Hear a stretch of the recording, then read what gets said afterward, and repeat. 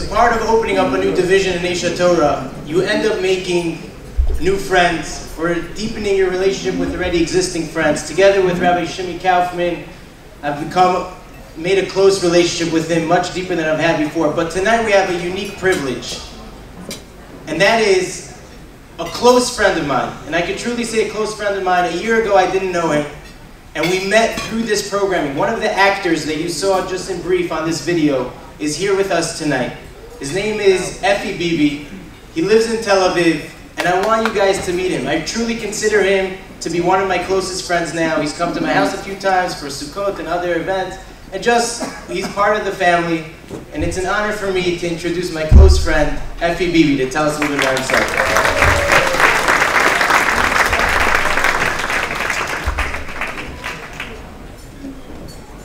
That video was Kippa Suga, now I'm becoming Korean.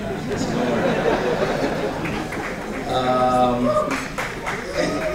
Kippa Suga is good, but Korean is much more. Okay, good evening to everyone. I'm Efi Bibi. I'm not going to talk too long, so don't worry, you can enjoy your fish. I'm 27 years old, from Tel Aviv, an actor and a model. And my story with age started not too long ago. Last December, more than a year ago, I was on a plane to New York to shoot an advertisement together with my girlfriend, who joined me. And on the plane, I met a Hasidic woman from Borough Park, Brooklyn, Tzipi Reifer, a mother of 13, and yeah, everyone knows her, and a friend of Ish. So there are two things for a total secular guy like me that he knows that he has to do when he sees religious woman. First thing is not to look at her, no way. And the second thing is for sure not to sit next to her. So I was talking to my girlfriend Atalia, and I told her, you have to help me here. I mean, it's a religious woman, and I need you to break the ice. She told me, don't worry, I'm gonna keep her busy. The problem is that 15 minutes before, Atalia took two sleeping pills, and 8 minutes after takeoff, she was like passed away, and I was stuck with that woman for 11 hours. So we started to talk, and I told her about my profession in Israel, and she told me about her involvement in Project Inspire, one of the programs here. And I was very surprised to realize that a religious woman is talking to me. As a kid, I used to ask I used to see religious people and to ask tons of questions. I used to challenge them. Unfortunately, most of the religious people that I met didn't have the right answers or answers at all. And most of them used to disappear. But Tzipi was different. She answered all my questions, and trust me, I had a lot of questions on a flight of 11 hours. And she was honest enough to say sometimes, you know what, I'm not sure about the answer, I can check it for you, and I'm going to answer you back. And we had a great conversation about Torah and relationship with the Creator and love and Shabbos.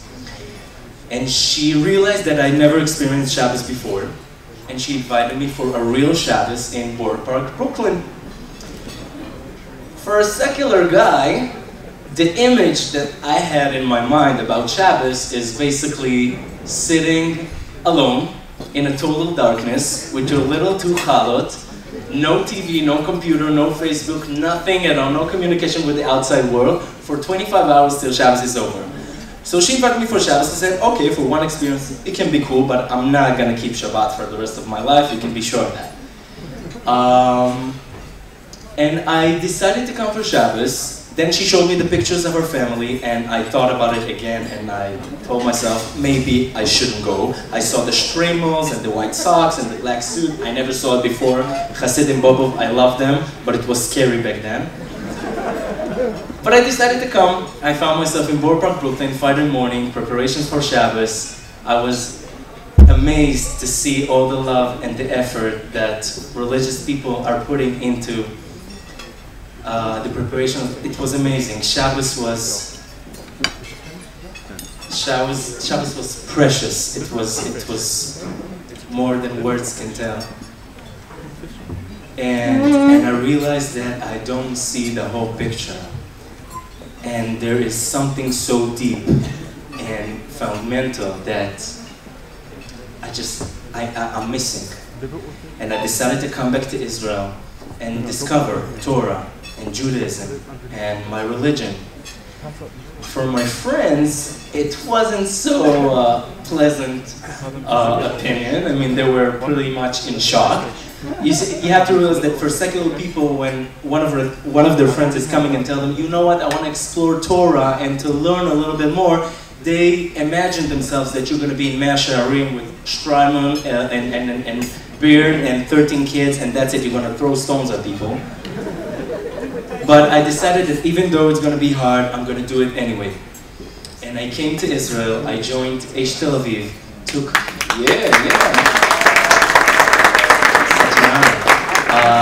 I took classes here in Jerusalem. I decided to have Shabbatot with different families. One special family that I owe a lot to, the Burgers family, Moti and Bela, that having me every Shabbat, and other amazing families that do a great job. But still maintaining my profession as an actor and as a model, I wasn't ready to give up, and I'm not ready. But there were two questions that I asked myself during the whole process. One of them was, why do all this meeting with Haredim, with the Ti'im, happens to be only abroad, overseas? Why can't it be here in Israel? And the second question is, isn't it possible to create something for Israeli crowd that can bring them back to their heritage in a non-judgmental and non-political way? And the answer was Shimi Kaufman. He was the answer. And he just started Aish Israel here in the World Center. And I knew that I want to use my abilities as an actor here in Israel, but in a different way.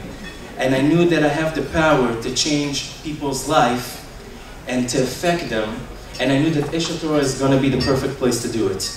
So we started with Chanukah show, with Slichot show, and we had close to 3,000 people here.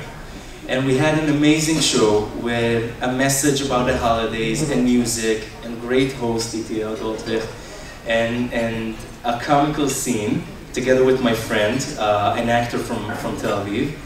And the feedback was amazing. People enjoyed it so much. And for us, the actors, the experience was so uplifting that we decided to come back here on Chanukah again. And again, 1,200 people inspired. It was amazing. For me, Aish Torah turned into a home. You have no idea how this place becomes so important to me. And as an actor, as a professional, as a part of Aish, it's hard for me to see what's going on in Israel. It's hard to see the Israeli people. They have no idea what's going on here. They have no idea what a tremendous, precious gift they have in their hands. Noach Weinberg, Zichrono Livracha, had underlying goal to bring all the kids of Hashem back to the Torah, back to Judaism. And Aish Torah is definitely the place to do it. Unfortunately, the prejudice of previous generations and ugly media and ignorance don't allow us to do it. They keep us away from Torah and Judaism. And I think that Aish Torah has the power to bring, to make this a home for Am Yisrael. So what I'm going to be focused about and what I think that we must do now is to continue to build and create and think about programs that we can do for Israeli crowd to bring them back here. And with your generous help, I really, really hope that Am Yisrael is going to be solid and strong and happy and above all, united. And I thank you so much for giving me the opportunity to speak. very much.